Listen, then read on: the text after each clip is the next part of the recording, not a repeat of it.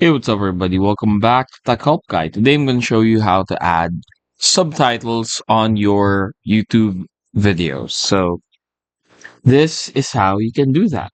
So, first of all, what you want to do here, this will be your main interface, right? Go to Content right here, and then scroll down. Here, you can click on Details. Find the video that you want to add your subtitles to.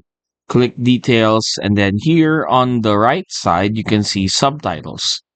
So just click on that, and then automatically now you can add captions depending on how you would want to add them. So if you have a file already, then you can just select subtitle file type.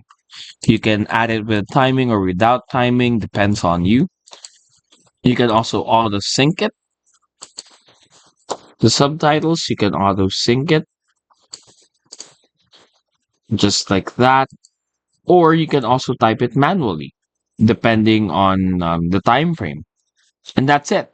Hopefully, we were able to help you out on this. If we did, please not forget to like and subscribe to our channel so you don't miss out on any of our future videos only here on Tech Help Guy.